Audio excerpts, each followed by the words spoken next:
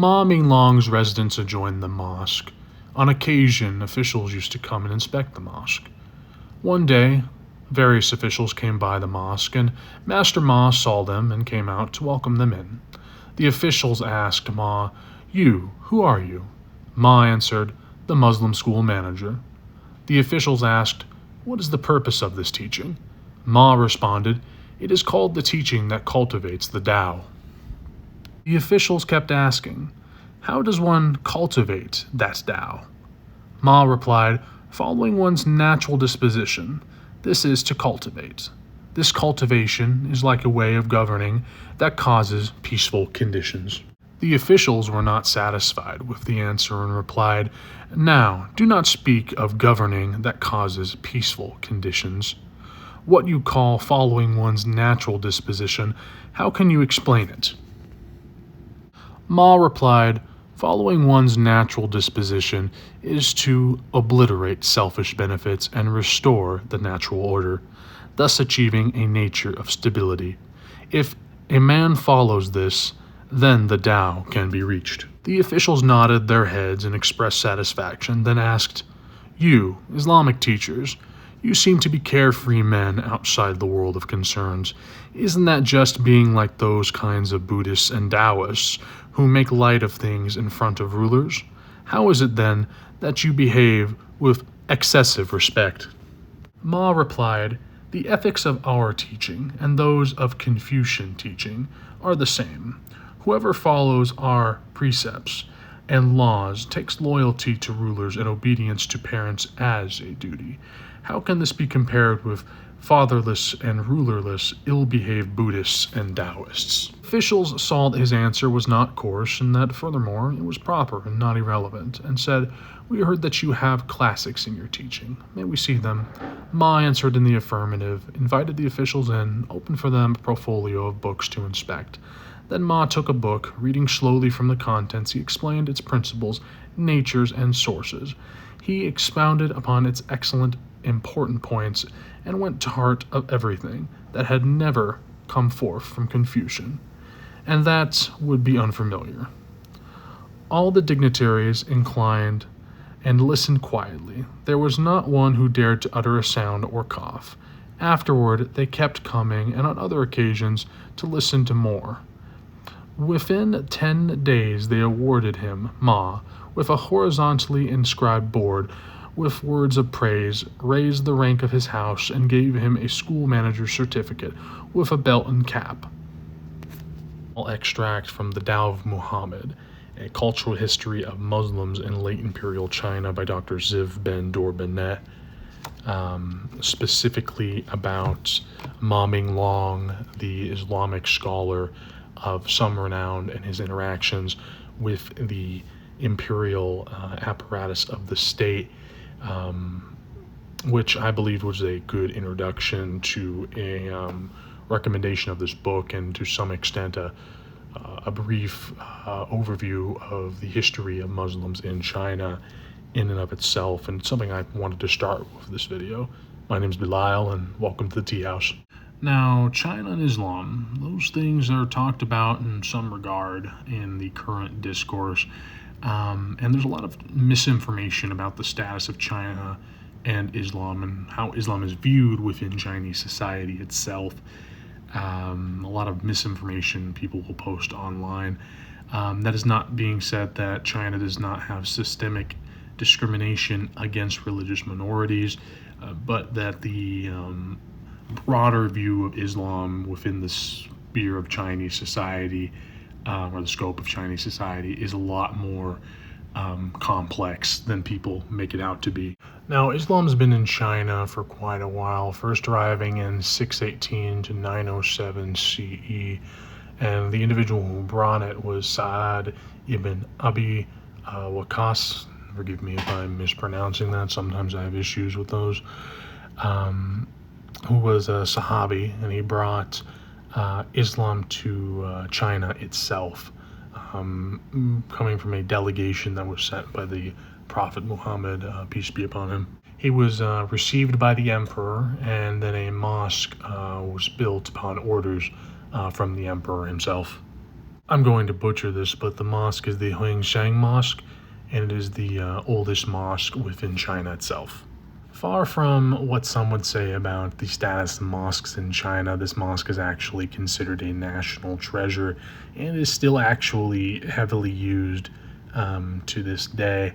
But we'll get into the discussion about how Islam is viewed in China itself, but I want to give more background information.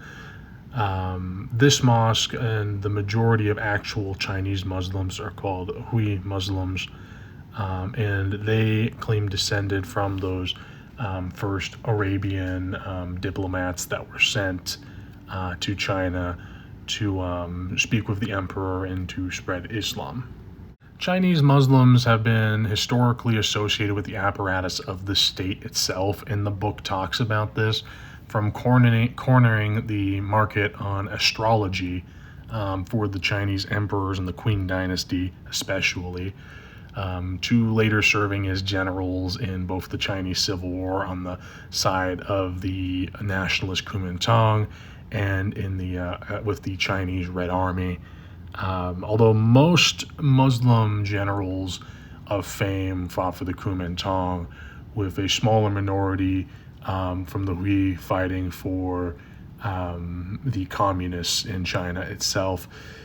During the Boxer Rebellion, or as I like to call it, the War of Harmonious Fists, because that sounds way cooler, and Boxing Rebellion is kind of a derogatory thing against the Chinese. The Muslims actually were heavily involved in the attack against the European, Japanese, and American occupation of Chinese territory. And they were quite actually very brutally used to fight against them. What's interesting about Muslims in China is that, unlike Christianity, which was never really able to gain a successful, authentic Chinese foothold, and what I mean by that is Christianity is still seen as something foreign in China, despite the Taiping Rebellion, which is a whole other kind of conversation to have, that may have traumatized China against ever wanting to be around Christianity, even though Taiping was a debacle, and theologically, way more than a debacle. But Muslims in China were always, admittedly, they always emphasized their Chineseness, for lack of a better term. They always made sure that, yes, we're Muslims, but we also want to achieve the Tao, or the way, peace, and we respect Confucian teachings. In fact, Muhammad is a sage who taught the same thing that Confucius taught. Therefore, we are Chinese. And that's essentially how they've been able to carve themselves out a little footing in China itself. Of course, the other large Chinese group within the territory of China would be in like East Turkestan, which is, or Xinjiang, I think that's how you say that. Forgive me, I'm bad at pronouncing these. Of course, they're not Chinese. They're actually like Central Asian. They are Uyghurs. Again, I'm horrible at pronouncing the things. I promise you I know who I'm talking about, but pronunciations are not good for me. But the Uyghurs, they, of course, are heavily discriminated against in China itself, to the point where it could be categorized as ethnic cleansing. However, it's not that China is going after Islam specifically, and I'm not defending China here. I'm just saying that they're not going after Islam to just go after Islam, and that's what a lot of people misunderstand. China is okay with religion existing as long as the state controls the expression of said religion. The Uyghurs have their own culture, and they're distinctly not Chinese, whereas the Hui, who I'm not knocking, by the way, they are a small minority who essentially have created their own ethnic niche within China itself, and they're almost a ethno-religious group at this point. Of course, they're Muslim, and they treat other people as Muslim, as saying they're a very unique ethnicity in China, because they're actually essentially Han, but the religion is what separates them. But again, China is okay with religions existing. They just want to control how that religion is expressed. And it's the same way in how they treat Christianity and how they treat like Falun Gong and how they treat Tibetan Buddhism. Minority religions are allowed to exist only if the state is in control of the expression. And of course, the majority religion would only be allowed to exist if the state's in control of the expression. And that's essentially how religion is viewed in China. It's allowed to exist, but at the same time, the state exhibits a large body of control over the expression of it. Muslims can still visit China. Like, religion is allowed in China. Islam is allowed in China. I don't know why people make this idea, especially a lot of Western lies that Islam is illegal in China. I'm not comparing. By the way, I'm not talking about people who are having issue with how China treats their religious minorities. No, I'm talking about people who gloat and say like, "Well, we need to be more like China and ban Islam," because Islam's not illegal in China.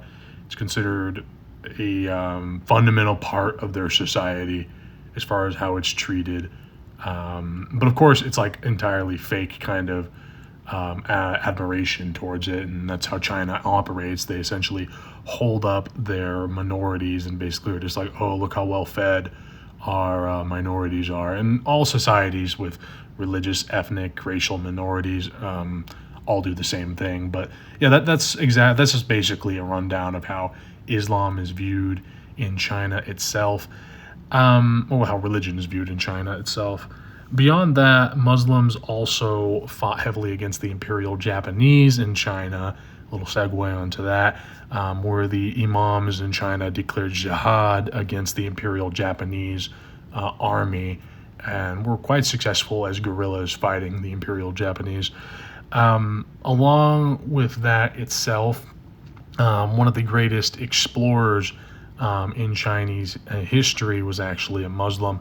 He'd bring his fleet around all Africa and all over the world, essentially.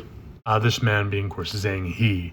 You can imagine him grabbing a giraffe for the Chinese emperor. Also, fun fact, there's a small island off the coast of Africa with a bunch of people with Chinese surnames who actually are descendants of sailors from his fleet that got lost, which is interesting to me personally.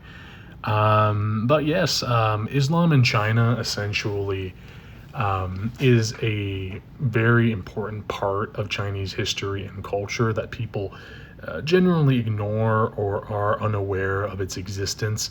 And Chinese Muslims are adamant that they are Chinese and they are not foreigners. That's very important to their expression, that they be seen as Chinese scholars, and that's always been important to them, at least when it comes to the Hui, and that's who I'm speaking of. The Uyghurs are their own thing, and that's a whole other subject. This book, however, The Dao of Muhammad, A Cultural History of Muslims in Late Imperial China by Ben Dor-Binet, is about the Hui in China and not about the Uyghurs. It's a good book. I heavily enjoyed it. There is a lot of anecdotes in it, and it goes over deeply of the genealogy of Chinese Islam and the expression of the ideas and the cross-sectionality of Confucian thought with Islamic thought. Being separate from the Dar al-Islam, the Muslim world, Chinese Muslims almost developed like their own very unique sense of what it means to be Muslim, very heavily influenced by Sufism and the Persian Muslims, not necessarily the Shia, but just the Persians in general. At times they've been discriminated against in China, and at times they've been head of the imperial apparatus. But they'll continue to exist, and their story is one that is very unique. And this book, probably I'd give it a 9 out of 10. Very good, well thought out work, a lot of good sources in it. And I think if you're interested in learning about Muslims in China, this is definitely a good place to start. And it's called The Dao of Muhammad, A Cultural History of Muslims in Late Imperial China by Dr. Ben Dor-Binet. It's about $50 on Amazon if you want to buy it there. I actually very much like Chinese history, and I know I did mention the thing about Christianity in China, but that's the rule, not the exception. You actually have figures like my favorite Chinese politician of all time, Sun Yat-sen, who's called the founder of the revolution in China, honored by both the nationalists and the communists, which is wild to me.